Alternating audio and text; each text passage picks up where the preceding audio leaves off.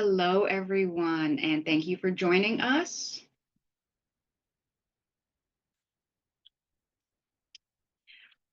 Welcome to the April 29th Spring FCO Town Hall.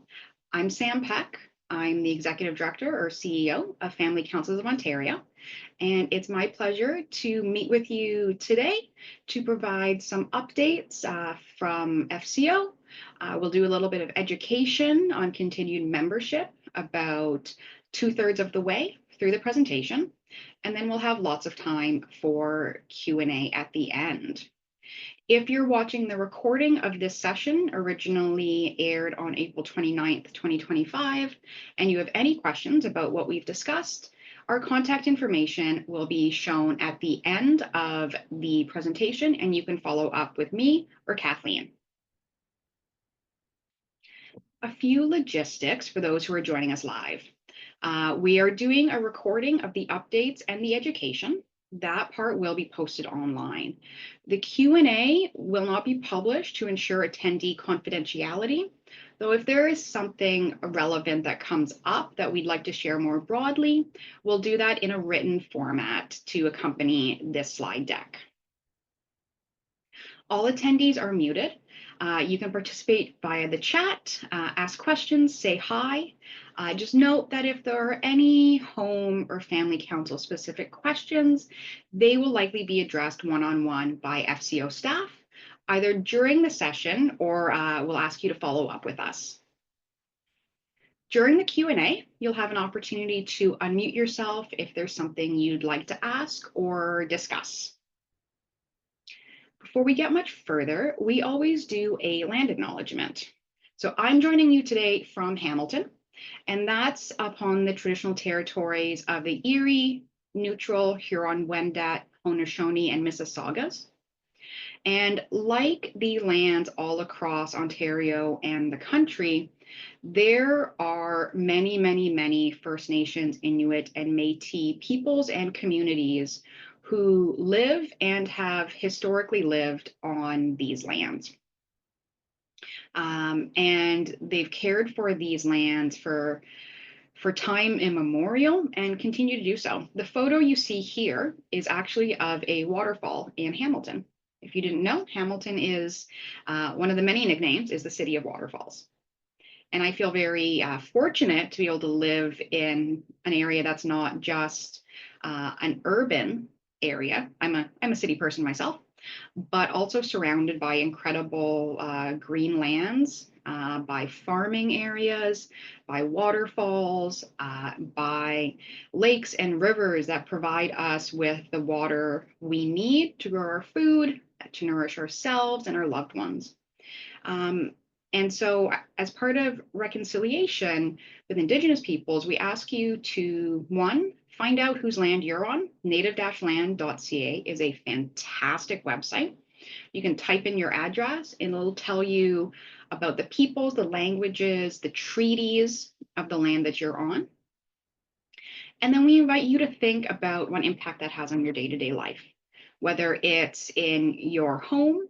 Perhaps there's a reserve or an Indigenous center close by that you can learn more about those peoples. Or how does it affect long-term care and caregiving? If you live somewhere with a large number of Indigenous peoples, how are they supported or represented in your long-term care home? What can you learn from them? Now, reconciliation is an ongoing process. It's not a one and done. I won't say that FCO has all the answers. We're definitely committed to learning from sharing information with Indigenous people so that way we can better understand the historical and continuing harms done by colonialism and how we can work together as settlers, as descendants of settlers, and perhaps even from peoples who have been brought here against their will through the transatlantic slave trade. How can we all work together to create better communities, better long-term care homes, and better lives for everyone? So check out native-land.ca. If you know what land you're on, feel free to drop that in chat so we can learn more from each other. And speaking about learning from each other, I'd love to know who you are and where you're joining from. So we have a short poll, just your affiliation, asking, and that means, are you a family council member? Are you a long-term care home staff, part of the community? Basically, who are you? And then where are you joining from? So go ahead and we'll give you another few seconds just to type that in. If you're watching this on the recording, feel free to leave a comment under the video. Tell us more about who you are, how long you've been involved with family councils, and if there's anything that you would like us to know about your experience and your journey. So I'm going to go ahead and end the poll and share some of the results with you. Okay. Oh, perhaps Yoan, you might be able to see the details on the end. So if you want to unmute yourself and share anything about those results, I'll invite you to do that. Okay, yeah, sure. Let's see. We've got glad to have Howard and Pat and Doreen and Rhonda with us today, and Kim. We have people from Ajax, Oakville, and Guelph. Okay. And we've got a board member, family council member, and a family count and somebody from our staff. So yeah, great turnout. All right. Thanks, everyone. All right. Here's what today's session is going to cover. We have a couple ground rules just to keep us all on track together and make sure we can all enjoy our time. We'll have an update on our activities to support councils, bit of an update on our public policy work, our continued membership education, Q&A, and closing. Our ground rules are pretty simple and very similar to what we advise of family councils. So one is respect confidentiality. And in this setting, it's, if you're familiar with Chatham House rules, that's how we're going to operate. So we don't share outside of this group who said what or anything specific that might identify who asked a question or made a comment. You can share the learnings. So anything in the materials that I or my colleague Kathleen present, please share that generously. Anything that comes up in our Q&A and discussion, you can share the key lessons or the ideas, but we wouldn't say in that case, Bob said this, or someone from ABC Home is having this problem. You could say, I learned that this is a useful strategy or tactic. We want to make sure we're respecting the confidentiality of the council members, home staff who are joining us today. But we do want you to share your questions and candid feedback kindly. So just being mindful of the way in which we convey our questions really helps us to create an environment conducive to learning. Step up and step back. Step up in that if there's something you want to share, this is the opportunity. If you're someone who contributes a lot, we'd invite you to reflect on that and make sure that we're making space for everyone to have a good experience. So let's talk about some of the family council activities that FCO is doing to support your council. We have a few new supports that we really hope that you ask us more about and follow up with us. The first one is coaching. That's done by our colleague, Natasha Dupuis, based out of Sudbury. And what it is, it's a bit of a longer term relationship with us than us just coming in and doing a presentation. Lots of value to that, of course. But with coaching, Natasha's a bit of a fly on the wall. You invite her to meetings, she would attend virtually. And she's just there to listen. And if you have a question or you're thinking, oh, did we just do this piece right? Or is there something we could be doing in this part of the meeting?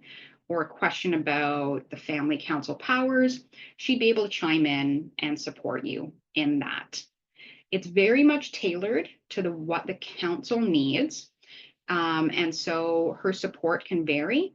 It's really designed particularly for new councils who are getting up and running and who really need some support in those first few meetings. or if there's been some conflict or a transition within your group, and you really are just looking for some more guidance from us. That's what we're here for. So Natasha is your point person for the coaching. Natasha also, actually, these are all of Natasha's new activities. We have a forum for administrators that runs similarly to this event. It's virtual, and it's to help long-term care home administrators who either don't have a council and are looking for support to get one up and running, or are looking for just support in their ongoing relationship with the council. It's an opportunity for administrators or other senior leaders to learn from each other, and for FCO to continue to build that pool of administrators who really value and can champion the development and sustainability of a council within their home. Last is an Ontario Family Council Network. It in no way replaces the existing family council networks that are out there. So the Champlain Region Family Council, the Family Council Network 4, based out of the Hamilton area, Ontario North Family Council, and the others.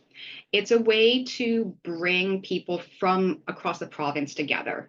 So that way you can share your successes and your challenges, and perhaps consider if there's any joint advocacy you'd like to work on.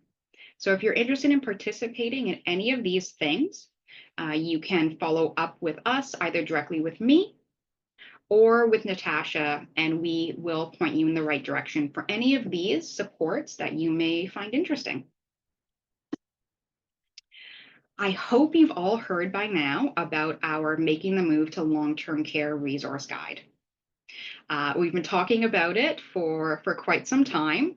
And if you've been in the family council world for a while, you may have heard me over the many years I've been with FCO make a joke about show of hands, who got the what to expect in long-term care guide.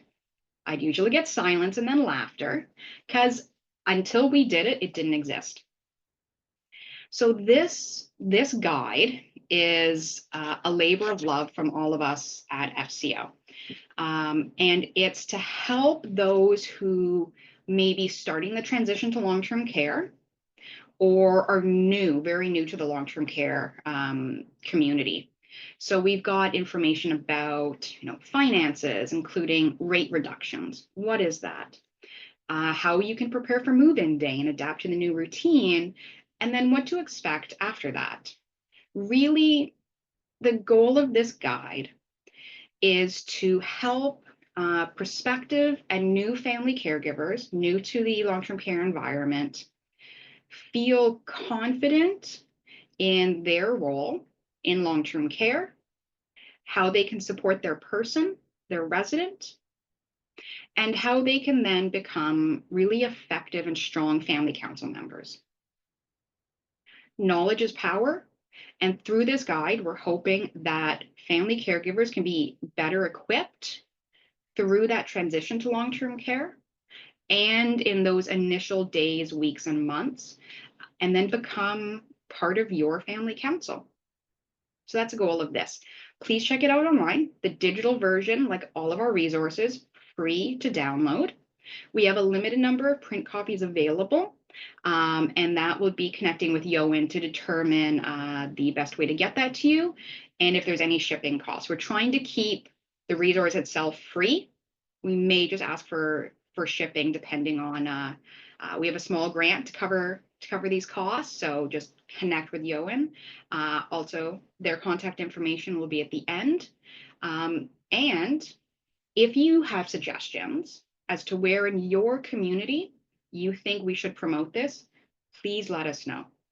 Because we also have one-page handouts that we can use for promotion. That if you, let's say you're out in the Ottawa area and you're like, oh, there's a seniors community group that needs this. We can make a flyer available to you that you can then hand out so that folks can get in touch with us. So we really would love to hear from you where in your community you think this would help. Yoan put his email address in the chat. Feel free to connect. We also have our online community of support. And this is a growing online space for family council members across Ontario, so specifically for council members. So it is a bit of a combination of a message board with some information sharing, the ability to host live meetings. It's really designed so that you can drop in at any point in time, post your comments, your questions, your ideas, get feedback from your peers, uh, look at the resources that we have posted there. So whatever stage of your family council journey you're at, if you're very new or very experienced, there's a place for you there. Ask your questions, share your expertise and your advice, and connect with us. It's run by Kathleen, who you're going to hear from a bit later.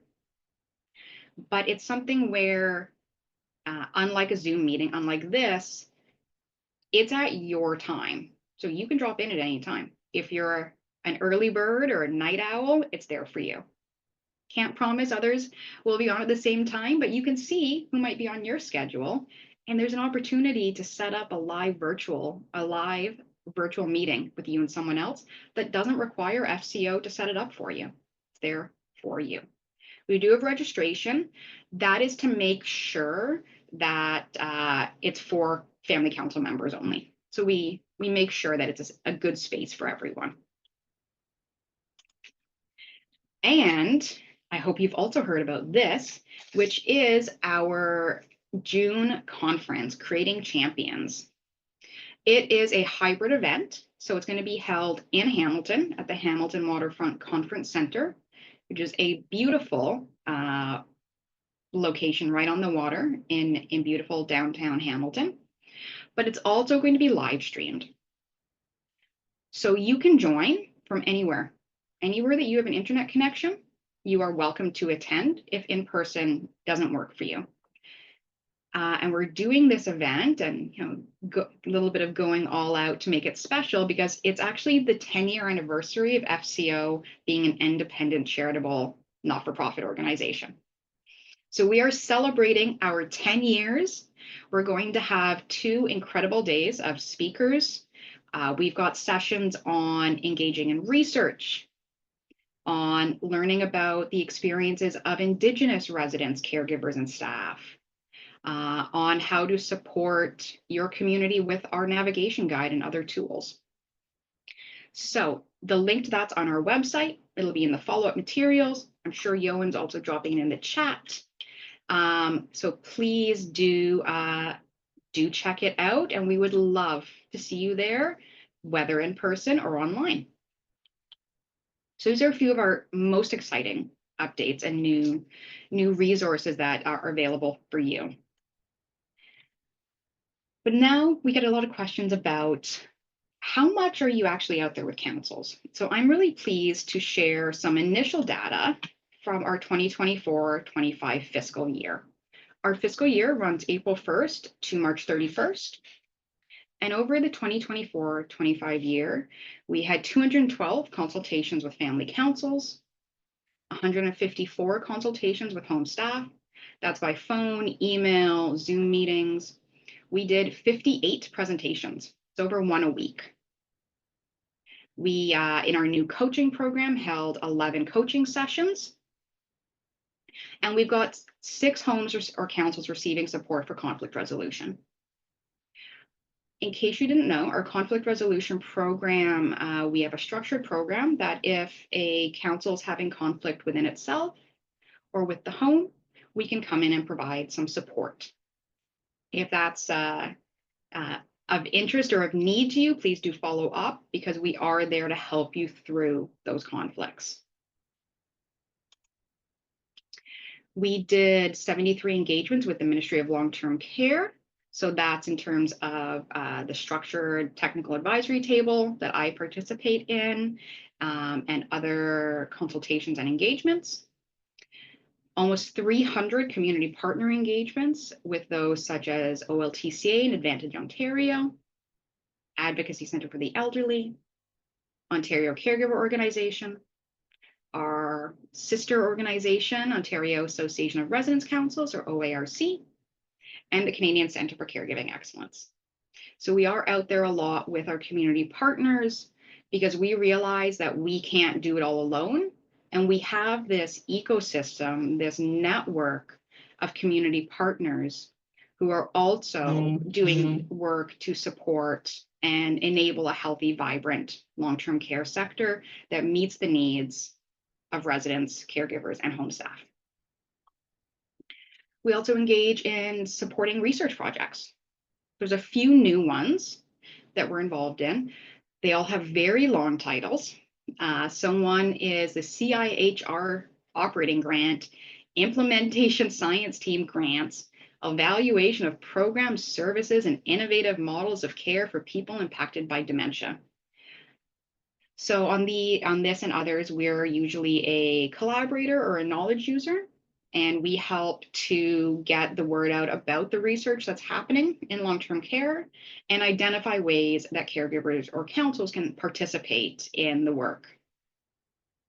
There's a really exciting project called Co-Designing Roadmaps for Promoting Culturally Relevant Food in Long-Term Care Homes in partnership with community food programs to address modifiable risk factors for poor population in the African, Caribbean, and Black population in Canada.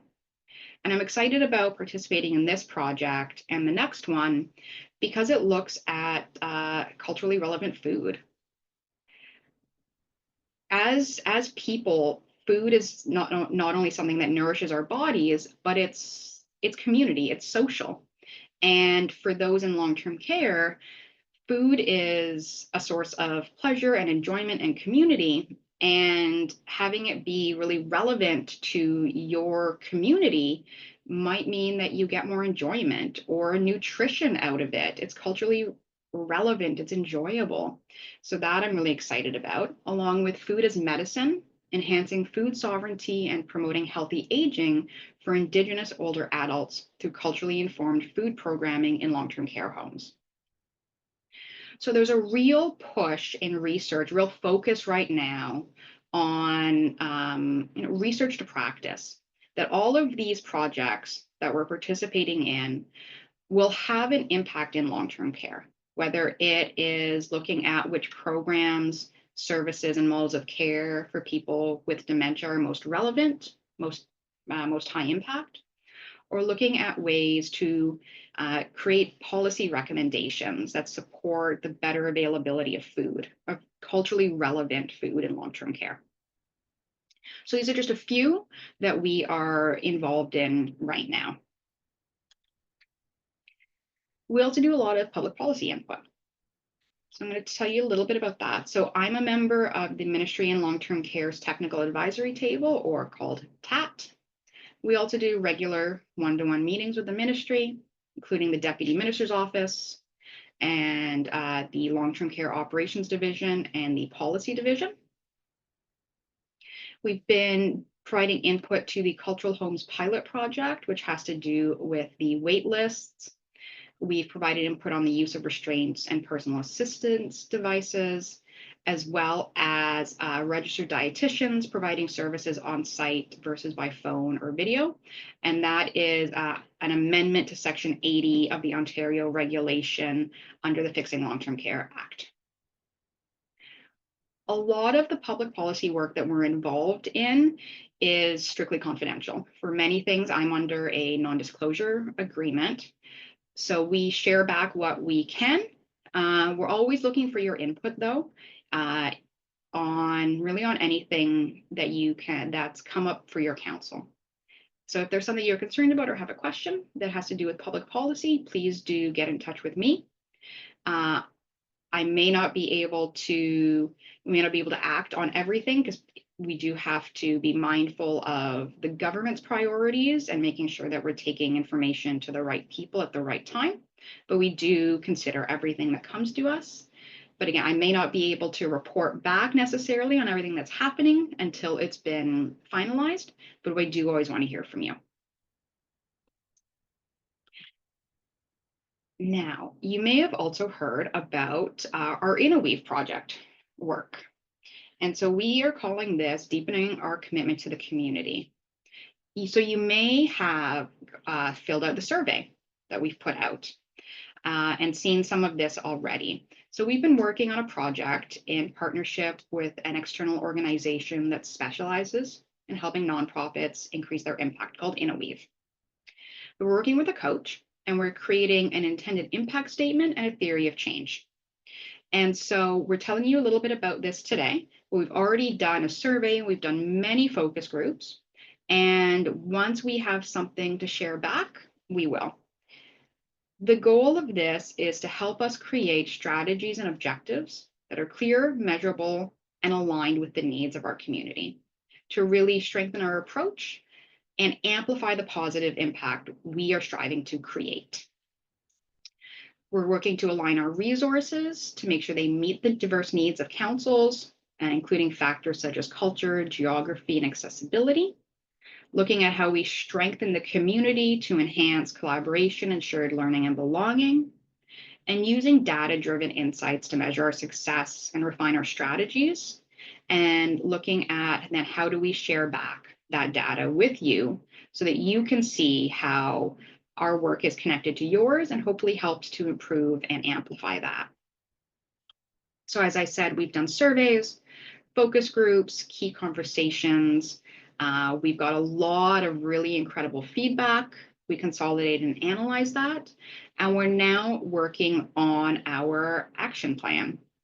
So we have a theory, an impact statement, a theory of change, and we're working on implementing that. And so this is our latest version of our impact statement. So an impact statement is what do you set out to do? So this has undergone a few revisions. I think there's, as of today's coaching session, there's one tweak we're going to make.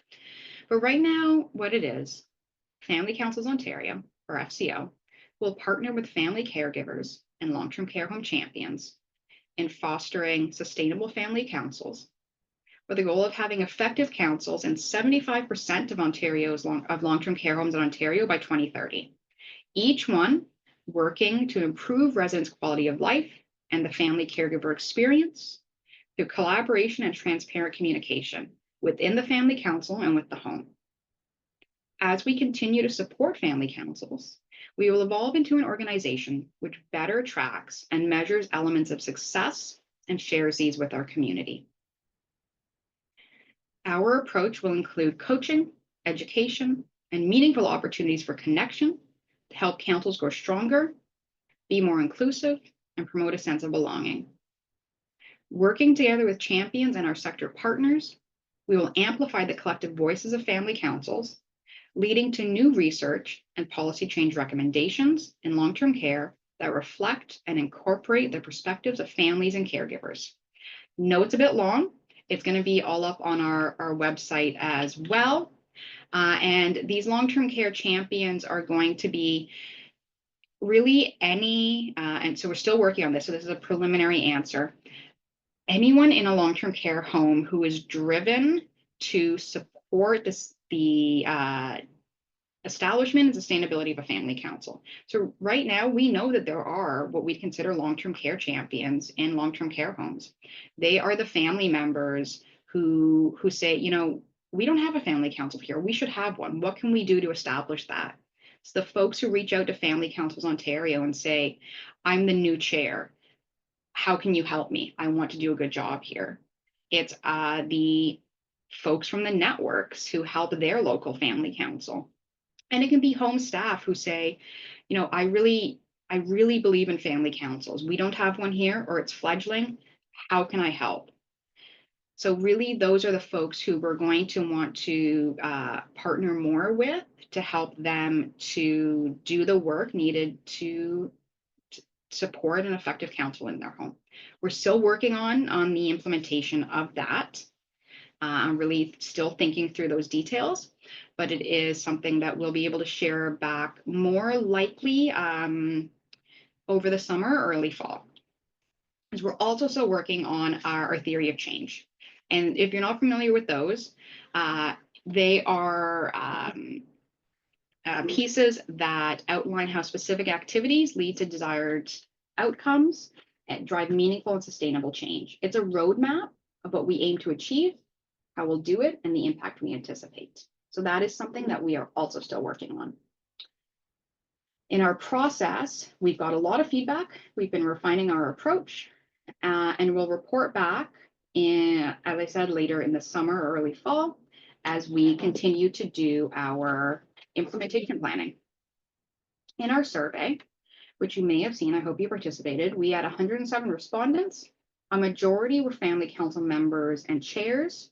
Others included the home social worker, perhaps the council secretary, others with interest in long-term care.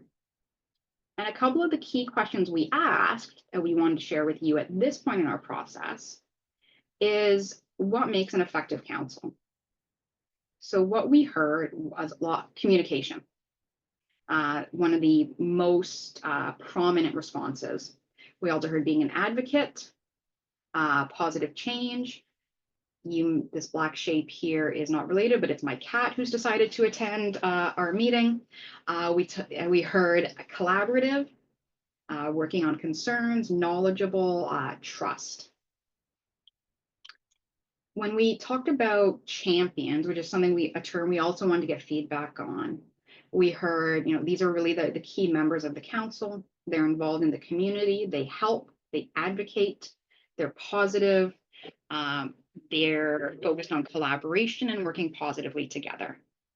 So these are the things that we heard that are the most prominent when we asked about champions and what makes an effective council. Because as we continue with our action planning, this is what we're going to keep coming back to. What did we hear from our community about these two key pieces around what makes an effective council and who is a good champion in long-term care to really help drive the work forward? And we think a lot of this has come from knowing that there already are champions in long-term care who really do know how their council is effective, what makes it effective. So we really appreciate all the feedback we got back on that. And now I am going to introduce the next session, which is on continued membership. It's something we hear a lot about. What exactly it means, how can a council structure this well? And so it's my pleasure to introduce my colleague, Kathleen Edwards, who is our education manager, and she is going to take us through this piece. And Kathleen, I'll advance your slides for you, so just let me know, but welcome to the virtual stage.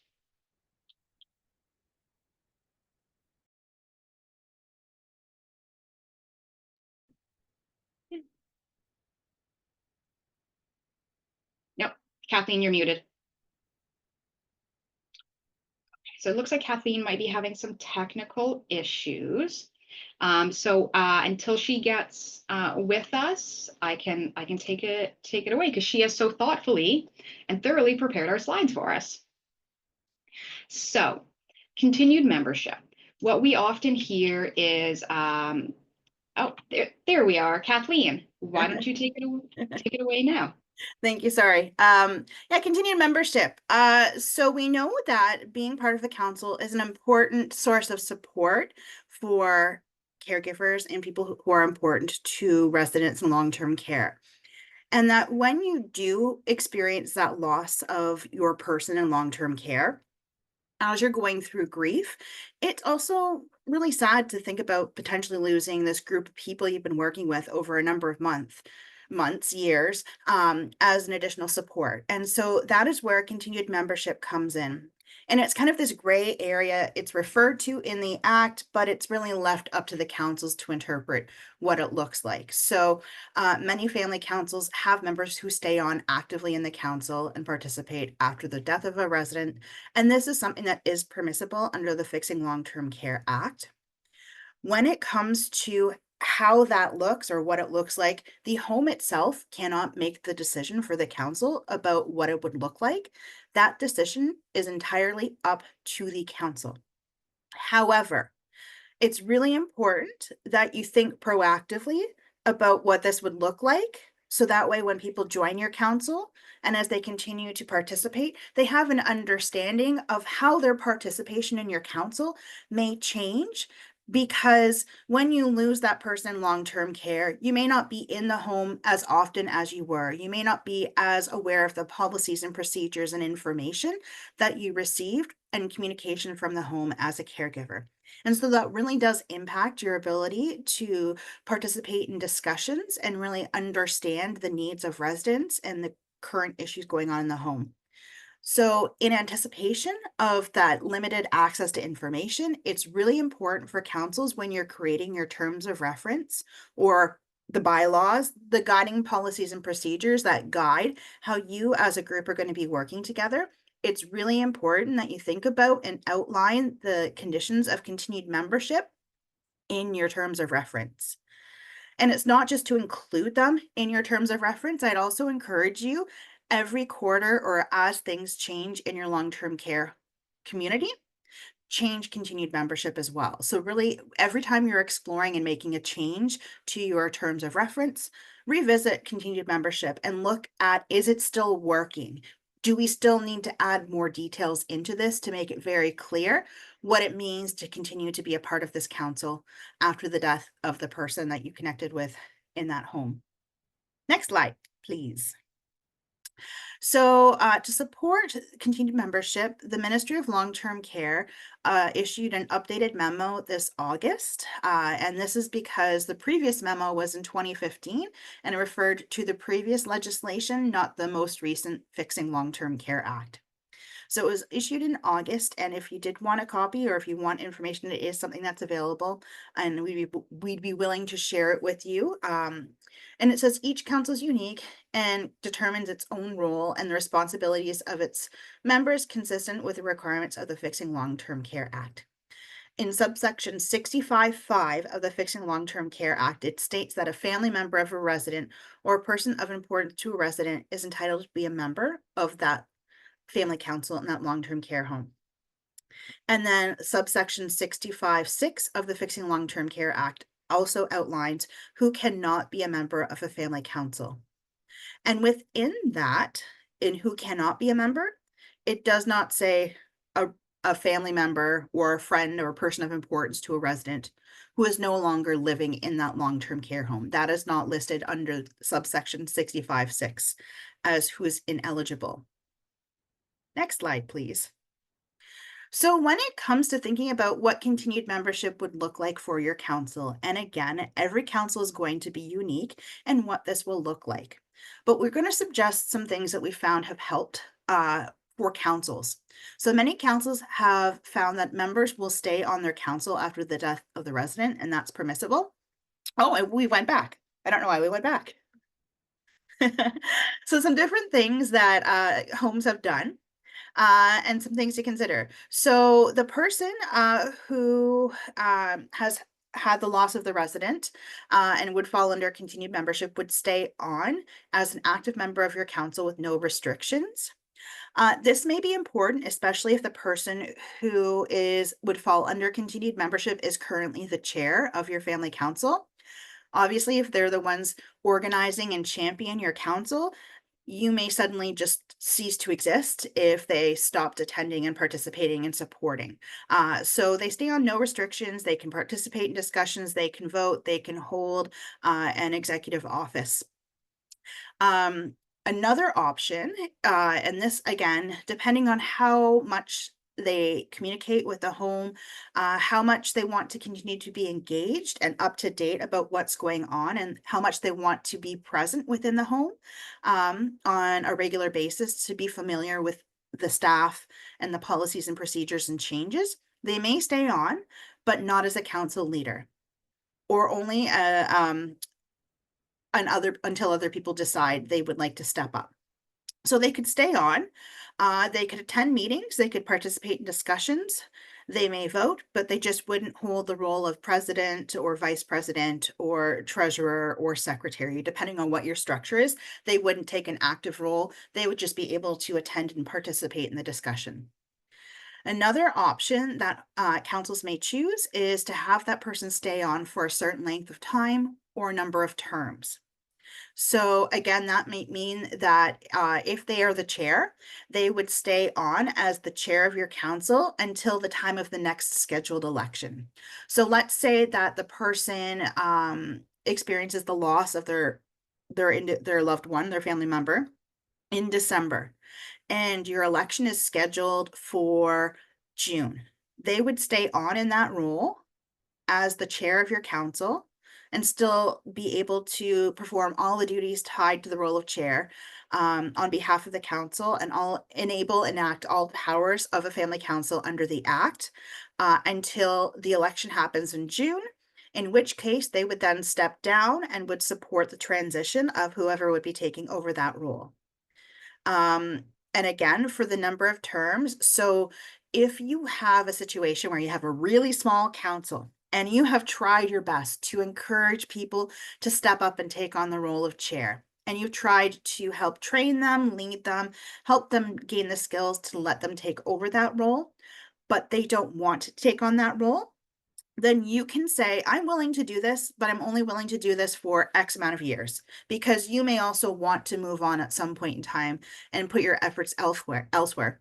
A good example might be if someone was a chair of a council and then there's a regional or a council network in their community where they feel they would like to take their efforts beyond the specific long-term care community and engage in larger advocacy within the long-term care system and support a network within their community. Then they might say, I'm going to stay on for another 2 years or for another, 1.5 years or another 2 cycles of elections, whatever it is. And then once those terms are up, the council has that time to figure out a plan, a succession plan, to reach out to Family Councils Ontario, and we can help you figure out a way to support someone taking over in that role. And then the last one is that that individual can remain a part of that family council, but every year it's going to be an annual review of how is continued membership working for the council. Are they bringing constructive thoughts and ideas to the discussion?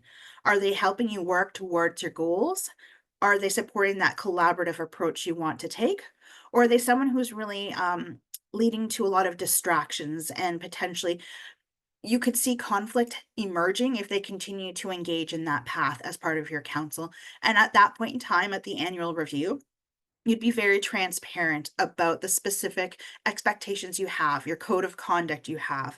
And again, it's in your terms of reference. So it's something that you're all collaborating on, agreeing on. It's not something that's going to surprise them, because from the time they joined the council, they knew that after they experienced the loss of their loved one, every year there'd be a pending review of, are they still someone who is contributing to your council? Is their presence something that is working for both them as well as for the rest of your council as you're working toward your specific collective goals? Next slide, please. So that was it for continued membership, but I will hand it over to Sam and we will now get to your questions.